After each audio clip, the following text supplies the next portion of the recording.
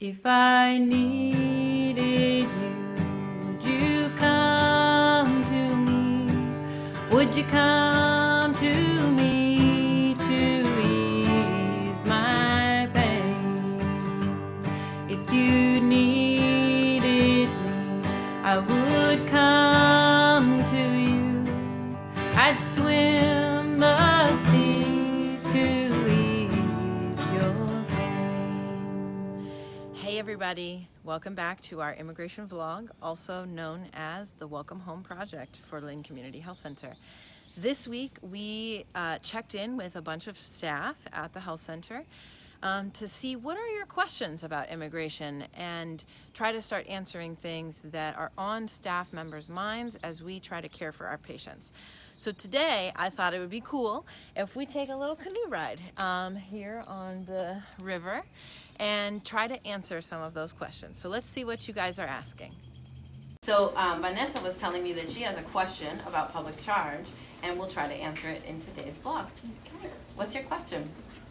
What is public charge fees and what can we do about it? Awesome. I am. Okay, yeah, the health center has been talking and giving everybody advice about public charge, but we haven't actually talked a whole lot about exactly what this is and what it means for our patients and what it might mean for our health center too. All right, so we are out here on the river taking a little canoe ride and going to talk a little bit about public charge and what it actually means. So the basic question of public charge, I think answering that will help us to get a better sense of why people are so scared at this moment in time. So in order to understand what public charge is to people today, we also need to understand what it has been in the past. So public charge is an assessment that was implemented about 100 years ago to incoming immigrants during the time that they were assessed about receiving their residency. And it's a test that's to determine whether a person will be a burden on society financially. And it has always been a test that has been administered to discover, based on a person's age, income, education level, language level, the number of dependents that they have, the health that they experience. Those are the factors utilized to understand whether a person would be a public charge. However, in the past, the question of being a public charge really only came up in 3 different situations. One was if the person was going to be permanently disabled and have to receive payments from the government through Social Security that they didn't earn through work credits. So that means, like, were they going to receive SSI? The next category of people who would have been likely to be considered a public charge is people who are receiving welfare payments like TANF, so temporary assistance to needy families, which is sometimes a long-term resource given to families who can't afford to pay for the care of their dependents. And then the third situation in which public charge would come up would be in situations where people were going to be, due to their health, institutionalized in a hospital at the government's expense and unable to pay the cost of their institutionalization. So you can see that they were very narrow focus on how the government determined if a person, an incoming immigrant, would be a public charge. And even in those situations, when a person was determined to be a public charge or at risk of being a public charge, family members who were sponsors were often easily able to prove that they would take responsibility of their family members should they ever become a public charge. The worry about public charge is that if you were determined to be one, you would not qualify to enter the U.S. or to receive your change in status to permanent resident. Regardless of whether you're married to a U.S. citizen or your children are U.S. citizens and they're over 21, regardless of whether you were eligible to become a permanent resident.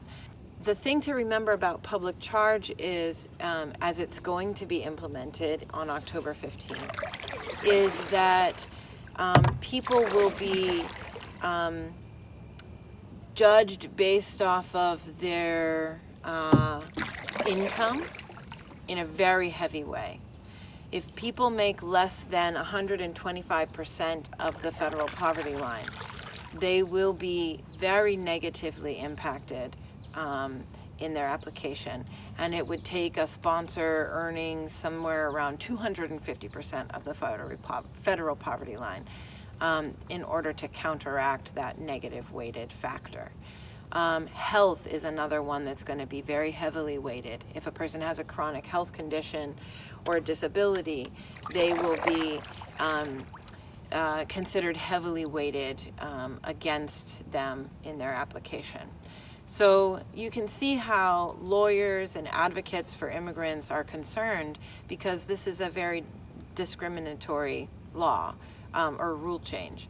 And so there are already many lawsuits pending that are going to try to even prevent the rule from going into effect on October 15th. But in the meantime, it helps us to understand a little bit about why families are so frightened and why they might try to, rather than understand more about their situation and whether they truly will be assessed a public charge, because we know in past episodes that many groups of immigrants will not actually even be assessed a public charge.